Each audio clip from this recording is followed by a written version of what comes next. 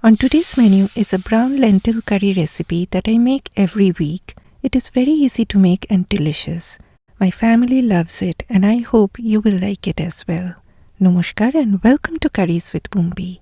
I have soaked brown lentils in water for about an hour. Soaking it is totally optional, but I like doing it. You can use any lentils of your choice. After soaking it, I drain all the water and add the lentils into a pressure cooker or instant pot.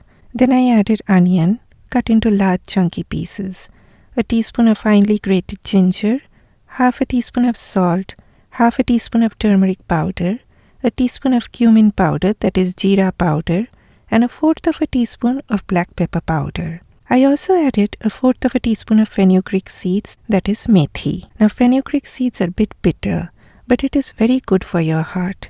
When it gets cooked with the dal like this, the bitterness mellows down, so nowadays I add a little bit of fenugreek seeds while cooking any dal. I added 2 cups of hot water and finally a small tomato. Pressure cook it for 12 minutes. You can also cook the lentils in a regular pot. In that case, you may need to add more water and the cooking time will be way more. After pressure cooking is done, switch off the heat and allow all the pressure to be released naturally. Once all the pressure goes down, open the lid of your cooker. See, the lentils have become so soft. With the help of your spoon, mix everything very well. Next, heat 2 tablespoons of oil over medium heat.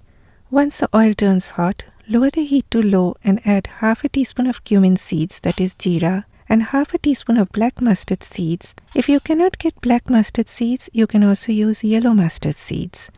Fry the seeds on low heat till the mustard seeds start to splutter. If you are scared of the seeds spluttering out, use a lid to stop them from flying out.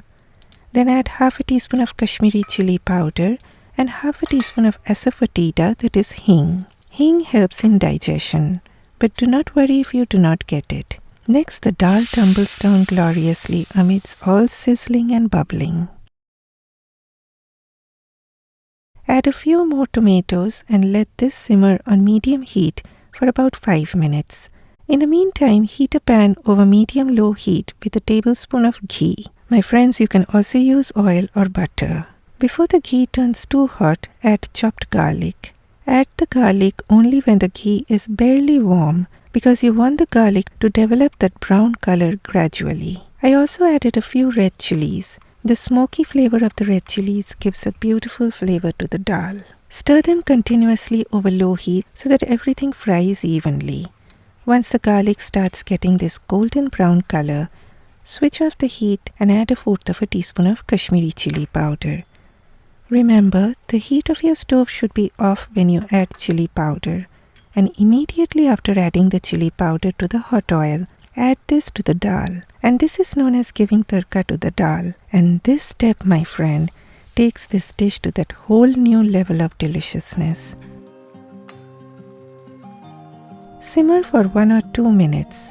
Add chopped cilantro or any herb of your choice. Finally, I added a teaspoon of garam masala powder. And my friends, sorry that the video became blurry at this point.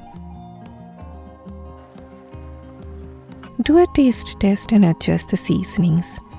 I added another half a teaspoon of salt and the dal is done. Serve this with rice or roti or naan, with a vegetable curry or salad by the side. Please click that like button for me and I will see you next time. Bye bye.